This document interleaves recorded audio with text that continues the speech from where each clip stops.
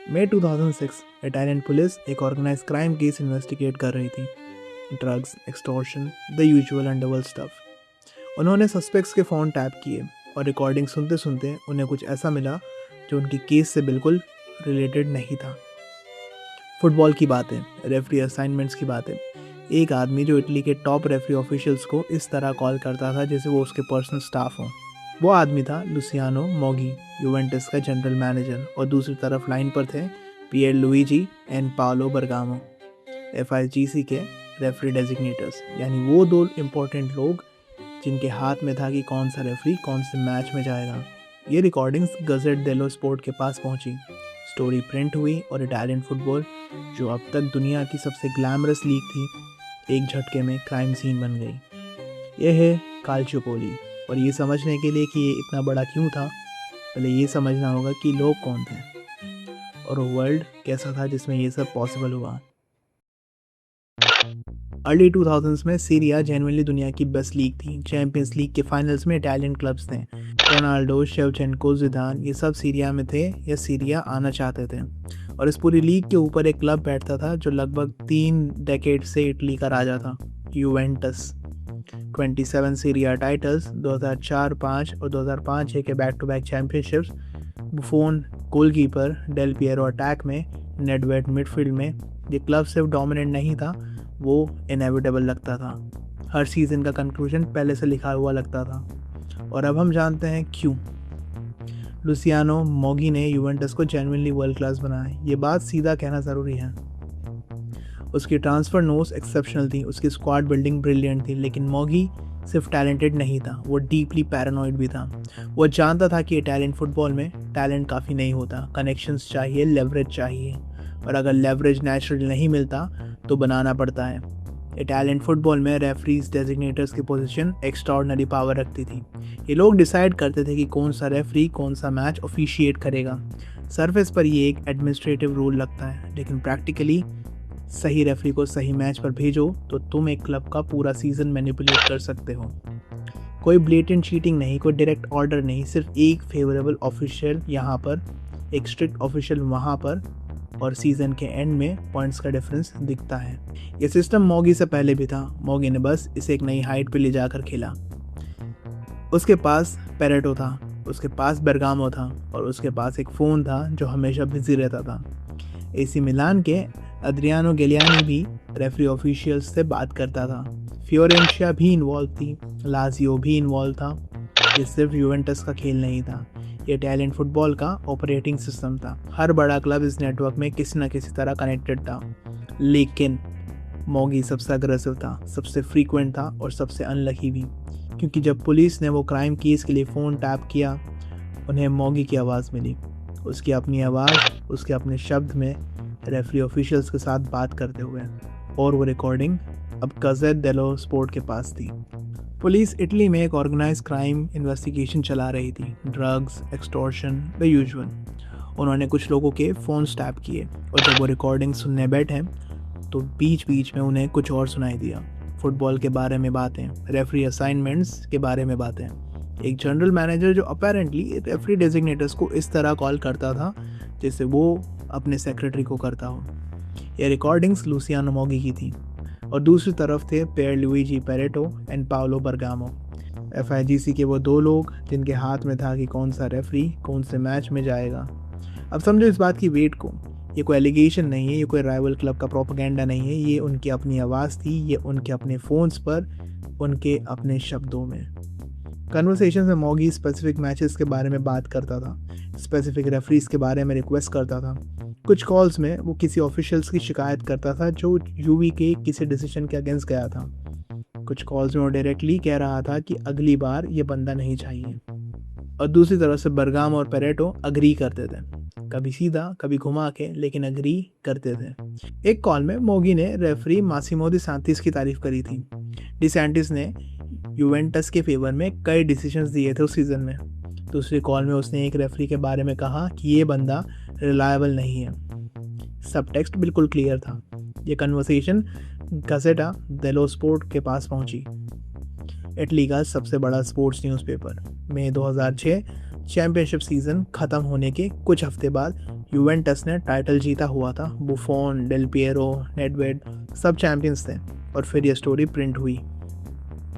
Italy में जो reaction आया वो सिर्फ आउटरीच नहीं था, वो एक नेशनल आइडेंटिटी क्राइसिस था। क्योंकि इटालियन फुटबॉल सिर्फ एंटरटेनमेंट नहीं था, वो प्राइड था, पैशन था, कल्चर था।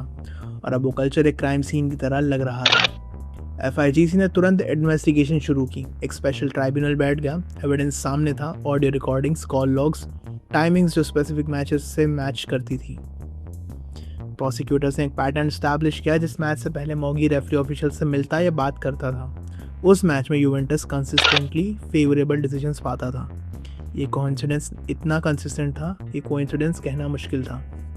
लेकिन यहाँ एक चीज़ समझना ज़रूरी है, जो बहुत लोग स्कैंडल को सरफेस लेवल पर पढ़ के मिस कर देते हैं। कोई रेफरी डायरेक्टली ये नहीं बोल रहा था कि मैं यूवेंटस को जिताऊंगा। इतना क्रूड नहीं था ये सिस्टम, ये ज़्यादा सटल था और इसलिए ज़्यादा डेंजरस था। रेफरी असाइनमेंट का खेल ये था कि एक फेवरेबल ऑफिशियल एक क्रूशियल मैच में भेजा जाता था। एक स्ट्रिक्ट ऑफिशियल जिसने पहले यूवी के अगेंस्ट डिसीजन दिया था, उसे हाई स्टेक्स गेम्स में दूर रखा जाता था। इसका मतलब ये नहीं था कि रेफरी फिक्स था, इसका मतलब ये था कि एनवायरनमेंट कंसिस्टेंटली यूवी के लिए कंफर्टेबल रखा जाता था। और फुटबॉल में जब मार्जिन इतने थिन होते हैं, ये कंफर्ट भी एक एडवांटेज होता है जो सीजन के एंड में पॉइंट्स में दिखता है। ट्राइब्यूनल ने 2006 में अपना वर्डिक्ट सुनाया। यूवेंटस को सीरी आ के 2004, 5 और 5-6 के टाइटल से स्ट्रिप कर दिया गया। क्लब को सीरी बी में रेलीगेट कर दिया गया, इटली की सेकंड डिवीजन। पॉइंट्स पेनल्टी के साथ लुसियानो मोगी को फुटबॉल से लाइफ टाइम बैन कर दिया गया। एंटोनियो गिरोदो को भी बैन मिला। पेरेटो और बर्गामो को FIGC ने सस्पेंड किया। AC मिलान को पॉइंट्स रिडक्शन मिला, लेकिन सीरी आ में रहने दिया गया। फ्योरेंशिया और लाजियो को भी पॉइंट्स रिडक्ट मिले और उन पर रेलीगेशन का खतरा आया, लेकिन अल्टीमेटली दोनों टॉप फ्लाइट्स में बचे रहे। और यहाँ वो सवाल उठता है जो आज भी इटालियन फुटबॉल सर्कल्स में आर्ग्यू होता है। अगर सब इन्वॉल्व थे, यूवेंटस, मिलान, फ्योरेंशिया, लाजियो, तो सिर्फ यूवेंटस क्यों सबसे ज़्यादा मारा गया?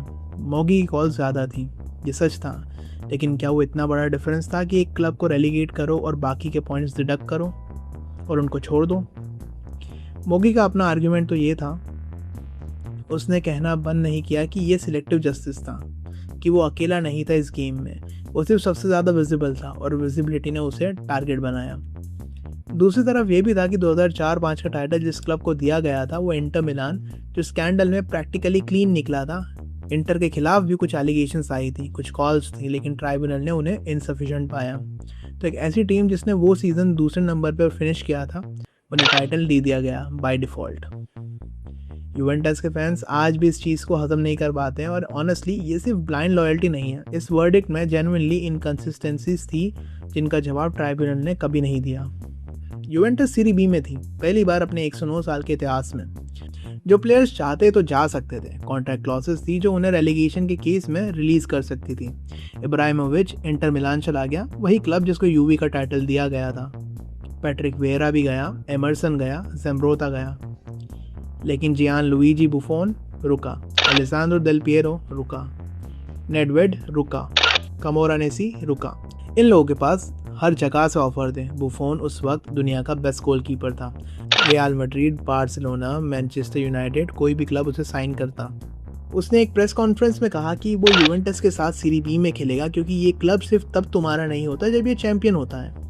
और डेल पिएरो ने सिंपली इतना कहा कि यूवेंटस ने मुझे बनाया, मैं यूवेंटस नहीं छोड़ूंगा। ये एक रोमांटिक सेंटिमेंट था, ये एक डिसीजन था जिसने उन्हें फाइनेंशियली और प्रोफेशनली नुकसान पहुंचाया, और फिर भी उन्होंने किया। यूवेंटस ने 2006-7 का सीरी बी सीज़न 8 पॉइंट से जीता। एक सीज़न में वापस सीरी ए में आ गया, वो गोली की तरह वापस आई और अगली कुछ सालों में उन्होंने 9 कंसेक्यूटिव सीरिया टाइटल्स जीते। जो तबाही काल्चियोपोलो ने करी थी वो यूवेंटस को परमानेंटली नहीं तोड़ पाई, लेकिन इटालियन फुटबॉल को तोड़ दिया। और ये बात बहुत लोग मिस करते हैं कि स्कैंडल के बाद में 2006 के बाद सीरिया इंटरनेशनली कभी वो नहीं रही जो 2000 के शुरू में थी। क्लब्स फाइनेंशियली वीक हो गए, ट्रस्ट टूट गया, स्पॉन्सर्स और ब्रॉडकास्टर्स ने प्रीमियर लीग की तरफ देखा। रोनाल्डिनो बार्सिलोना चला गया, सीरिया नहीं। रोनाल्डो भी मैड्रिड गया, दुनिया के बेस्ट प्लेयर का डेस्टिनेशन धीरे धीरे शिफ्ट हो गया। काल्चियोपोली अकेला रीज़न नहीं था इस डिक्लाइन का, लेकिन उसने एक सिस्टम को इतना पब्लिकली एक्सपोज किया कि रिकवरी ऑलमोस्ट इम्पॉसिबल हो गई। और फिर जून 2006 में कुछ ऐसा हुआ जो इस पूरी स्टोरी का सबसे सरियल चैप्टर है। इटली का वर्ल्ड कप स्क्वाड जर्मनी गया। स्कैंडल के बीच में, इन्वेस्टिगेशन के बीच में, जब उनके क्लब प्लेयर्स पर बैन लग रहे थे और टाइटल स्ट्रिप हो रहे थे, बुफोन था स्क्वाड में, कनावारो था स्क्वाड में, टोटी था, पिर्लो था, और ये लोग इस सब के बावजूद वर्ल्ड कप जीते। इटली ने फ्रांस को फाइनल में पेनल्टीज पर हराया। कनावारो ने ट्रॉफी उठा के अपने सर के ऊपर रखी। वही कनावारो जो यूवेंटस का कैप्टन था, वही क्लब जिसका टाइटल अभी स्ट्रिप होने वाला था। हिस्ट्री में ये एक स्ट्रेंज फुटनोट नहीं है, ये इस पूरी ट्रेजेडी का कोर आयरनी है। दुनिया का सबसे बड़ा करप्शन स्कैंडल के सेंटर में खड़े लोग दुनिया के सबसे बड़े प्राइज जीत रहे थे। फुटबॉल कभी सीधा जवाब नहीं देता। अब एक आखिरी सवाल, जो स्कैंडल शुरू से एंड तक हॉन्ट करता है, क्या यूवेंटस ने एक्चुअली कुछ गलत किया? मतलब लीगली बोले तो हाँ, कॉल्स थी, एविडेंस था, ट्राइब्यूनल था, वर्डिक्ट था, लेकिन मॉरली क्या मोगी ने कुछ ऐसा किया जो इटालियन फुटबॉल में नया था, या वो सिर्फ सबसे ज़्यादा अग्रेसिव वर्जन था एक सिस्टम का जो डेकेड से चल रहा था? 2010 में एक और स्कैंडल की विस्पर्स आई, काल्चियोपोली 2, जिसमें एलिगेशन थी कि इंटर मिलान भी रेफरी ऑफिशियल्स से कांटेक्ट में था उस पीरियड में जब यूवेंटस ट्रिप हो रहा था। कुछ इन्वेस्टिगेटर्स ने क्लेम किया कि इंटर के कॉल्स भी एग्जिस्ट करती थी, लेकिन उन्हें मेन काल्चियोपोली इन्वेस्टिगेशन में शामिल नहीं किया गया। FIGC ने फॉर्मली कुछ नहीं किया इस पर। मोगी आज भी इटालियन टीवी पर आता है, आज भी कहता है कि उसे स्केपगोट बनाया गया, आज भी कहता है कि वो अकेला नहीं था, और आज भी इटली में एक बड़ा सेक्शन है जो उसकी बात को कम्प्लीटली डिसमिस नहीं करता। ये स्कैंडल का सबसे अनकंफर्टेबल कंक्लूजन है कि शायद काल्चियोपोली ने इटालियन फुटबॉल का वर्स्ट केप्ट सीक्रेट एक्सपोज किया था, लेकिन इसकी सज़ा सिर्फ एक क्लब को मिली। बाकी वो सिस्टम, वो स्ट्रक्चर जिसमें रेफरी डेजिग्नेटर्स इतने पावरफुल थे, जिसमें क्लोज डोर कॉल्स इतनी नॉर्मल थी, वो स्ट्रक्चर फंडामेंटली कभी नहीं बदला, सिर्फ फेसेस बदले। फुटबॉल में ये हमेशा होता है, स्कैंडल आता है, लोग जाते हैं, सिस्टम रहता है, और अगली बार सिर्फ नए लोग होते हैं पुरानी फोन्स के साथ। Thank you for watching this far. Have a nice day. नमस्ते।